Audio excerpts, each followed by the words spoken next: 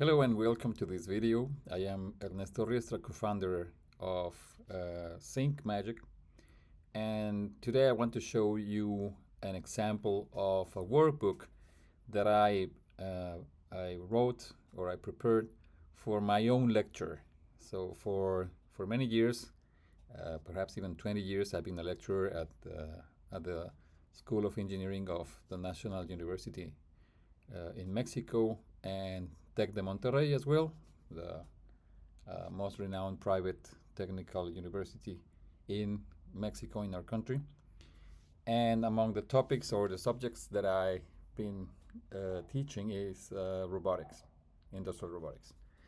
So what I wanted to do in this example is to show you how I organize my lecture, what kind of content I use, and also give you a showcase of what Sync is able to do for helping teachers improving their use of technology during the lecture.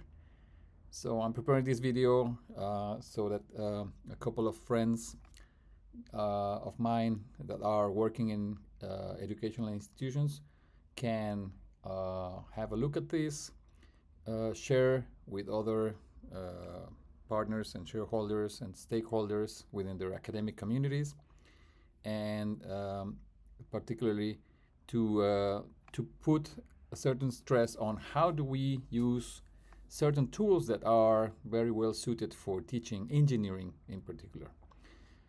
So very good. Okay, let me just show you quickly what the workbook is about. This is an introduction to robotics. Say something like introduction. So I can edit here my workbook. And then I'm using here markdown elements that allow me to give some format to my text. And I've interspersed throughout the text as well some AI generated images. These are coming out of our tools here. As you know, Sync is also an authoring tool that incorporates generative AI so that you can add also different elements. You can expand text, you can change the style, you can add images based on the text and so on. So this is something I've been using throughout the workbook. Then what I think is good is also get the students engaged, and I'll show you right away how that goes. But I also including some boards here so that students can bring their own experiences and share, in this case, what inspires them about robotics. Then as an introductory lesson, the first thing that we are going to talk about is what is a robotics robot manipulator. And in this case, we're already using some mathematical notation. So Sync is able to display formulas based on LaTeX and on KTeX, which is the specific library that we use to represent formulas. So you can see here this notation here that's a very precise notation to describe the position of an actual manipulator's nth effector.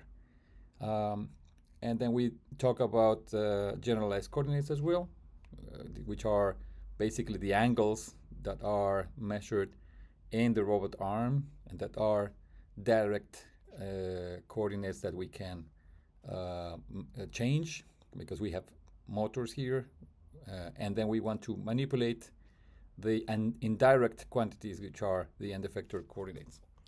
So at this point, I can bring some pop quiz, which is more like a quiz that students can answer at any point, maybe.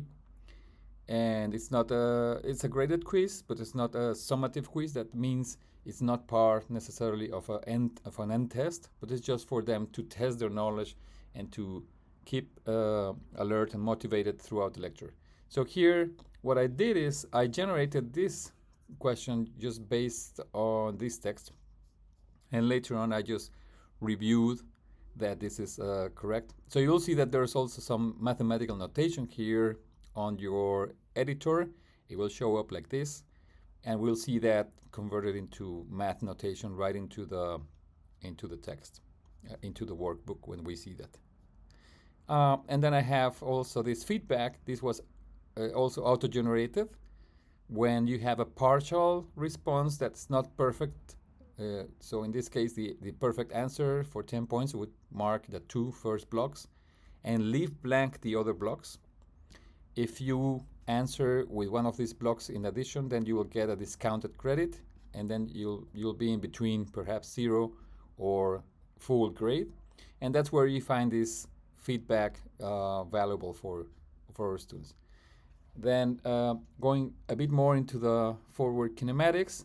In this case, what I did is I started working with the text, then I expanded the text in place, and then I clicked on this find formulas feature that uses AI to understand the topic that we're talking about and then figure out the main formulas that are relevant. And this is what we found here.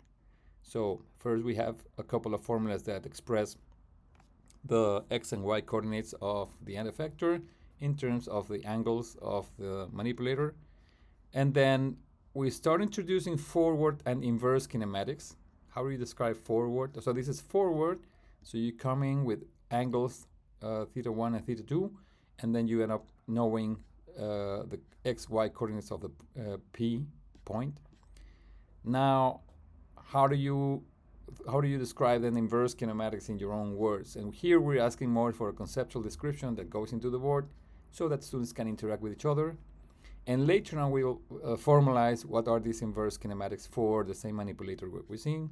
And again, these formulas came out of the research with the AI tool so that we can have these accurate expressions and introduce some of the ways of derivating these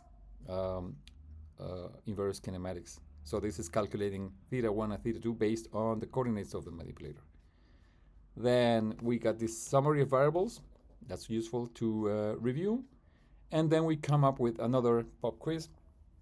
Which of the following equations describes the forward kinematics?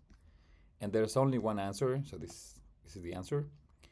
And we can go on with our lecture. So now we went through the theoretical aspects, and now for some other extra motivations, of course, robotics is a topic that connects a lot with science fiction. So I decided also to include some blocks. These were produced with our new layout block, which allows you to use AI to describe what you want to do. So you start your layout and start describing what do you want to do with this layout, what kind of blocks do you want? Do you want to have text or columns or cards or anything in terms of this layout? And then you can bring as well certain content. So I had this content before, and I wanted to talk about the relation between robotics and science fiction.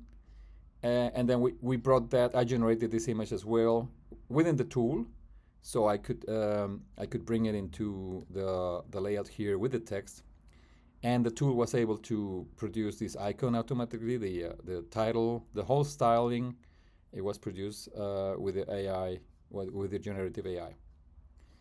And this is again another layout talking about the relationship between the science fiction and talking about some very specific examples where we as mankind or humankind started thinking about how do we make the inanimate respond as if it was intelligent. So we have, for instance, the Turk of Kempelen, a very famous chess player that was an automaton that resembled a Turkish citizen that played chess in an automated way. Later on, they discovered that there was a small individual inside of this cabinet doing actually the plays. Then there's, of course, Isaac Asimov with many literary works related with robotics. Perhaps one of the most relevant is I, Robot, and also the creation of this idea of the laws of robotics, which are, of course, not a technical description of anything related to robotics, but it has to do more with, let's say, with the ethics behind robotics. Very interesting as well. And so you see this layout motivates students to think a bit more on the implications that science fiction has on our, let's say, on our mindset related to robotics. And then, of course,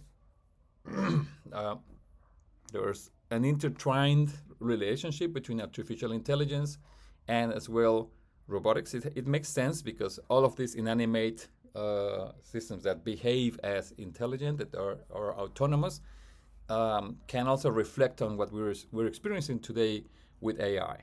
And so here's kind of a knowledge check. Do you know who was Alan Turing? What's the Turing test? Of course, the Turing test now is being challenged strongly with the tools that we have at hand. But then it's, again, a card, a layout that has some of these activities, and perhaps an activity that let's discuss together if machines can really become conscious at some point. We have numerous works of science fiction, movies around that. So it's something that really motivates students to think about this and discuss when we're looking at the specific topics of the lecture. So at this point, the lecture is finished. And then there's another layout here with certain blocks so that students can prepare for the next lecture. So you can pick one of these for the upcoming session. So either you choose to derive a 3-link kinematic model. So we had the 2-link here. And then this is one of the things you can do. So bring it next class and we'll discuss that. You could also try to code in Python or JavaScript a solver for the inverse kinematic solution that we saw. And then you can also we can also start talking about actuators. How would you solve, bringing a motor or an actuator into these joints of the manipulator robot? And if you can even bring an actuator as an example, bring a motor or a stepper motor, encourage you to do that. So this is the workbook. And again, it's produced with Sync. And now let's look at a couple of things. So of course, when I'm working on the workbook, editing this workbook, I can preview and see more or less the way it's going to be presented to students. But then when I run or when I go to my lecture, then I click on display.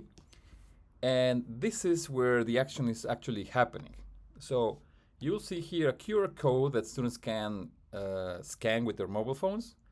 If they don't have that possibility with a camera, then we can swap it for a code that they can type on the main page of Sync, and they will go right into the workbook. And as a teacher, I can then activate and deactivate all of the blocks that I have here. So you see here that I already opened up all of my blocks, but usually my lecture will go step by step. So what I'm going to do is reset first all of my activities. And in this case, I'm using the arrows of my keyboard. So what I'm doing is I'm closing all of the blocks one by one, and then I can start my lecture from the start. And then you keep the students then focused on certain things.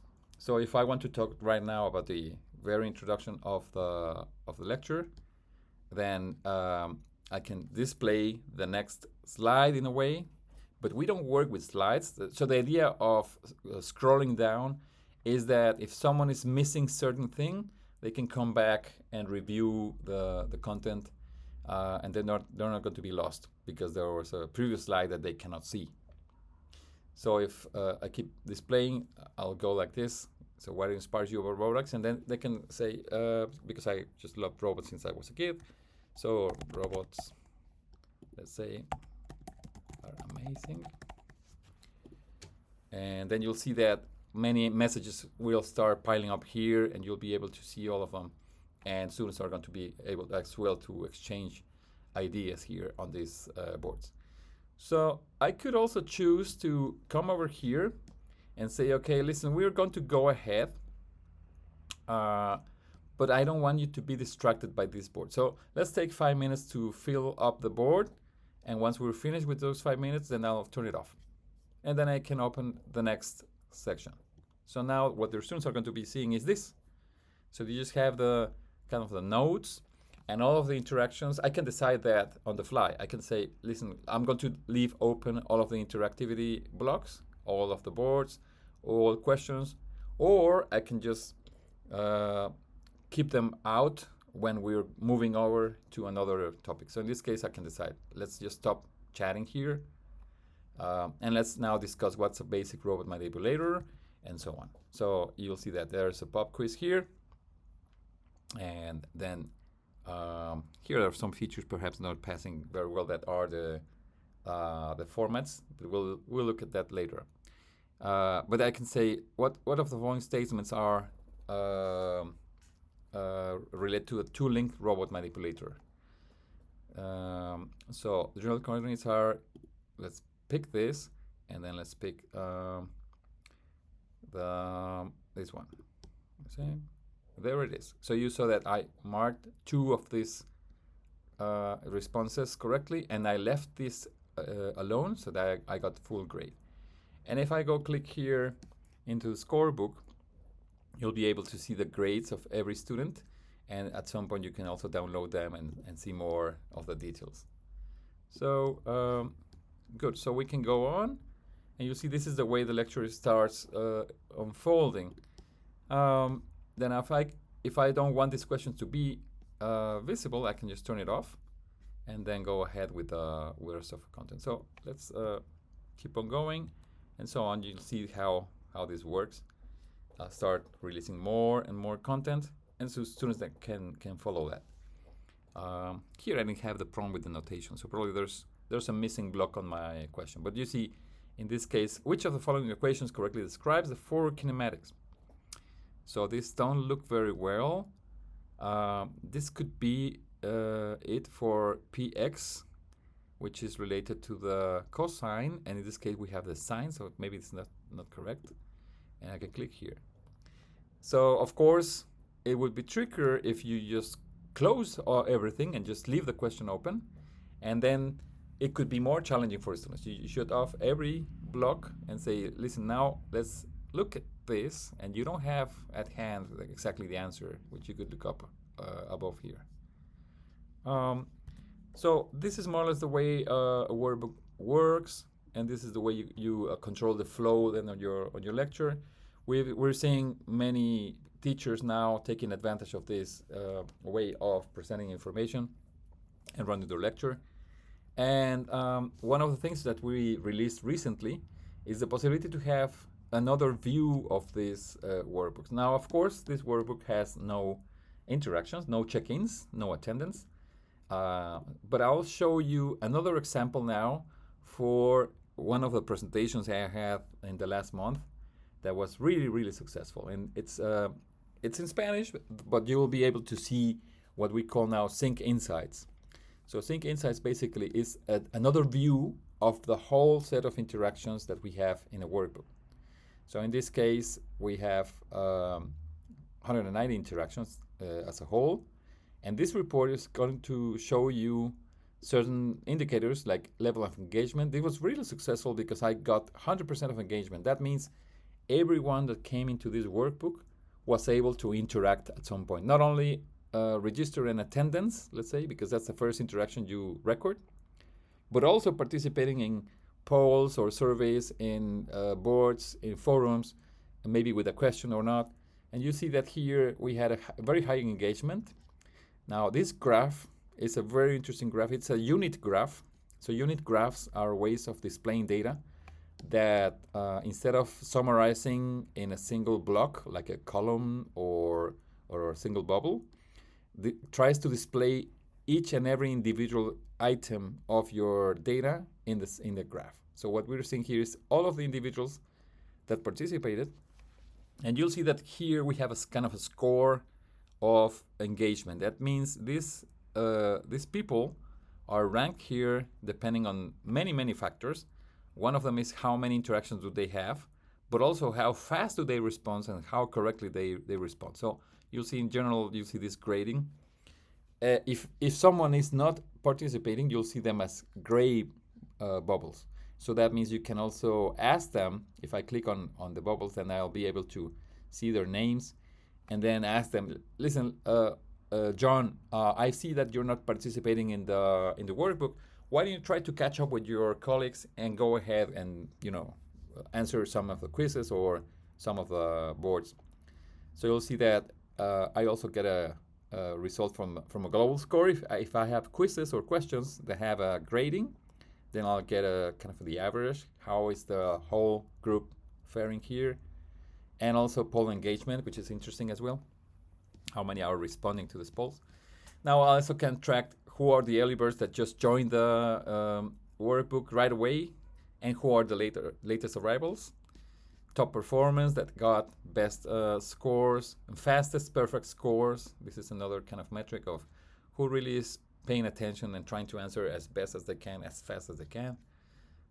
Then this is a scorebook that grades everyone in terms of their quizzes, and you'll get these interesting interactions. Now, this one is really interesting. This is something that we're doing with generative AI as well. And in this case, we have a polarization analysis. So what does it mean? It means that we have here some interactions. These are based on maybe a board or a forum. And as a teacher, if I get a lot of these messages, it gets difficult to see where is everyone standing. So I need to read them. And sometimes I don't have enough time and I need to move on. But in this case, I can just click here. And what's going to be happening is I'll get two comments that are essentially the polarized axis of the whole discussion. Of course, there could be many more concepts around, but the idea here is to try to extract those that make more sense in terms of the whole discussion. So in this case, I have one of the concepts, the red one, I have the blue concept, and I have then a middle or a midfield between these two ideas. And in this case, I have a low polarization because most of the comments are around the middle, and a few of them are in the extremes here. So, and not only that, but also get color coded. All of the comments that I had get color coded, so I can see which of the comments are kind of the outliers of the overall community. And this happens also in real time. So if I start receiving this information right away during the lecture, then I can run this kind of analysis. And this is we're already rolled out this insights report, and some teachers are coming back to us saying this is fantastic. We're really getting not only real-time data of what's happening with our lecture, but we're also seeing very in-depth reports like these ones. So in this case, there's a word cloud of the whole interactions from boards, forums, word clouds, so on, summarized here, and you'll get the main concepts. And then I have the whole list of statements, which I can also download for my records. So this is also really nice because if I want to say, hey, I want to check on Veronica's records. So I clicked on that bubble. I see where she's standing on the engagement spectrum. I also see that she's got a perfect score. She tried 4 attempts of a quiz, so that's good. She's kind of engaged and trying to improve. And then I have the records here, how she's been improving. And if I want to, I can also get the whole set of interactions here, download them, and maybe give a feedback to her in a very, very specific way. So you see this kind of slices of information based on the users, and I can just go around all of the blocks and try that with any block. Every bubble is clickable here, so you can select that and get extra information of the engagement of a specific student.